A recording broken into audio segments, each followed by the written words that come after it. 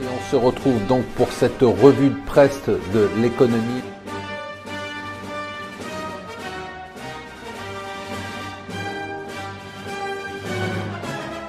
Bonjour et bienvenue sur Mon Financier pour le Morning Zapping. Nous sommes le mercredi 12 septembre et la nouvelle du jour est une mauvaise nouvelle, je suis désolé. C'est le gouvernement qui décide de rabaisser, enfin d'augmenter d'ailleurs, ses prévisions de déficit public. Ça devait être 2,3% en 2019, ça sera, tenez-vous bien, 2,8%. Alors certes, on est au-dessous des 3%, mais c'est mauvais, c'est même très mauvais par rapport au reste de l'Europe. On ne parle pas de l'Allemagne, d'ailleurs on va en parler tout à l'heure.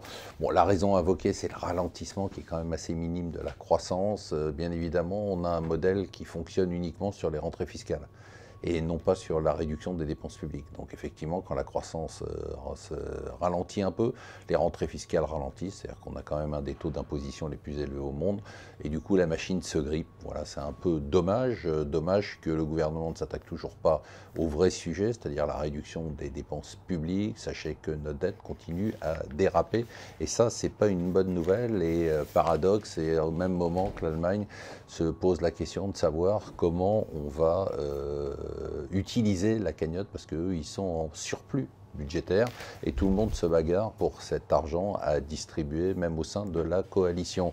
Alors, deux événements intéressants en première page du Financial Times.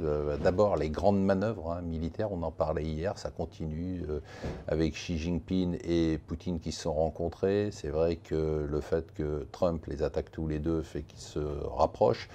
Et de l'autre côté, on a Christine Lagarde qui se dit très inquiète, c'est donc la patronne du FMI.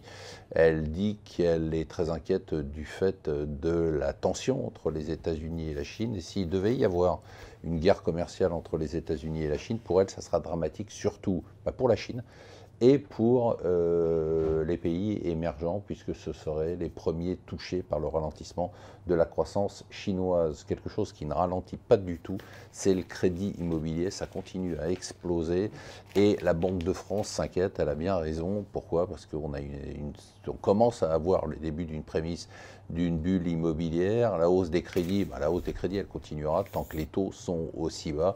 Il faut dire qu'avec ce type de taux d'intérêt, il vaut mieux continuer à emprunter pour acheter des biens immobiliers en direct ou pour acheter des SCPI. La taxation des retraités, ben oui, les pauvres retraités qui pensaient se tirer à l'étranger pour se planquer et essayer d'échapper à la taxation, eh bien les pauvres, ils vont être rattrapés puisqu'il y a un député En Marche qui se dit que ce serait une bonne idée d'aller chercher l'argent là où il est. Donc si les retraités partent à l'étranger, on va les taxer. Et enfin, j'ai découvert qu'un des fléaux, selon le Parisien et aujourd'hui, c'est le vol de carburant. Il paraît que c'est très répandu parce que le prix de l'essence continue à monter. D'ailleurs, le pétrole est monté hier puisqu'on a l'ouragan Florence qui se rapproche des côtes américaines. Voilà, moi je vous souhaite une excellente journée ensoleillée.